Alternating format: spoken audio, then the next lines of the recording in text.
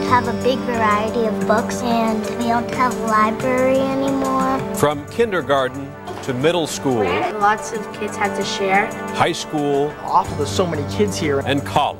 It's scary. A tuition increase is going to have to happen. Classes are overflowing. They were either full or they're not offered this semester. Tuition is skyrocketing. It's going to be even harder. Teachers are quitting. Ariel Hoover's last day on the job. And the value of America's public education hangs in the balance. The quality of this program will go down, and the value of your degree will follow it. Every child received a first-class education in America.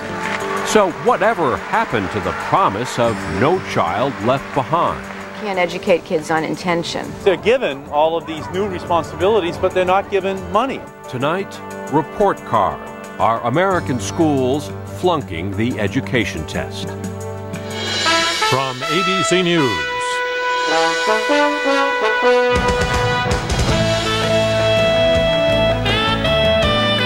This is Nightline.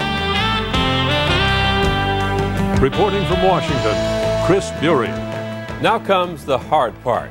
The movie star who captivated so many Californians in his short and successful campaign must make the transition from running to governing. During the campaign, the governor-to-be pronounced himself, quote, a fanatic about school reform.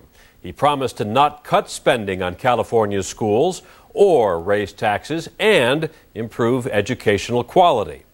That kind of balancing act has so far eluded other governors across the country. In fact, many public schools are cutting teachers, increasing class sizes, and demanding tuition in the lower grades. All this when they are under increased government pressure to improve their performance. Just over 2 years ago, you may remember, the man who promised to be the education president signed landmark legislation to better the quality of schools nationwide. But that law, the No Child Left Behind Act, has been chronically short of the money that had been originally promised. And that is just one of the reasons California's new governor has his work cut out for him. He's got plenty of company. Tonight we take a look at the painful choices facing financially strapped state and local governments.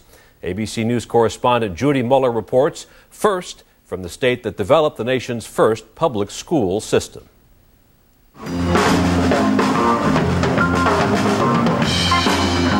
This street fair in Arlington, Massachusetts looks festive enough,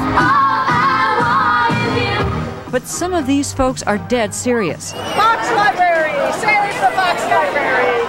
They are here to raise money for a school system that is desperately trying to make ends meet. You want some candy? And Arlington is not unique. Districts across the country are turning to private fundraising to rescue public schools. Arlington, Massachusetts is Midville, USA. Town governments, state governments need to rein in the spending. And they are feeling the same pressures on education that every other community in America is feeling. Crushing deficits have prompted many state legislatures to slash school funding. In Massachusetts, the birthplace of public education, those cuts are forcing local districts to make unbearable choices. In Arlington, for example, librarians were fired. We're not serving our children properly. Judi Paradis is one of the librarians laid off in Arlington. She thinks state and federal government should do more to help the ailing schools. Here's the president's wife, who herself is a school librarian, telling us how important we are, and yet federal funding's been slashed for school libraries. The communities aren't supporting them. Massachusetts cut Arlington's school budget by $4 million this year. The district fired 97 people, including counselors, art teachers, and reading specialists. It was a real shock, I think. I think we didn't really believe it was going to happen. Many parents were shocked as well. They organized and raised $270,000, money used in part to rehire the reading teachers. My job, was restored. For a year. For a year, right. There's no guarantees. After all, there are only so many street fairs and bake sales a town can have. We're raising private money in spite of the fact that many of us disagree with it, but it won't sustain us. Unfortunately, the cuts in funding in districts across the country come at a time when schools are under pressure to meet new federal standards. The Leave No Child Behind Act is aimed at improving student performance and closing the education gap between the rich and the poor. But improvement can be costly. The Arlington School District, for example, offers full-day kindergarten. But there's not enough money to fund it. So the parents are asked to pay tuition for a public school. And this year it went way up. Went from $500 to $1,500. Parents are wondering where it will end. Bye. Partner, your tally is partner. We've been very proud of the education in Arlington for the last few years, but it's changed. What about this piece with all these big pieces of color in it? If you want to know how it's changed, just ask the kids. These students are fourth graders at Thompson Elementary. We don't have a library anymore. Some kids, it's hard to work with a bigger class because that's more noise. When we were getting our spelling books, lots of kids had to share. Also gone, the advanced placement program. William DeCamp had hoped to follow in his older brother's footsteps. Because it sounds like fun. My bird James, he made like a pyramid out of straws and stuff, but I can't. My Lord, what a morning. At Arlington High School, the music program is still intact, although students do pay a fee to participate. But the students are quick to sound a few sour notes on the subject of budget cuts. It's awful. There's so many kids here and so few teachers and few guidance counselors to go around. My math class, AP Calculus, is completely filled. There used to be 2 or 3 sections, and now there's 1. I can't get into the college I want because of the lack of foreign language here. Arlington is a middle-class community surrounded by wealthier towns which enjoy more income from property taxes. The amount of money that gets put into a child's education has nothing to do with the fact that this little boy or girl is an American.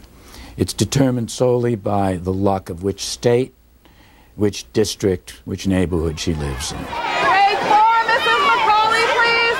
The inequity in funding for public education has long disturbed those dedicated to reducing the opportunity gap between the rich and poor. The way we finance education in the United States is archaic, chaotic, and utterly undemocratic.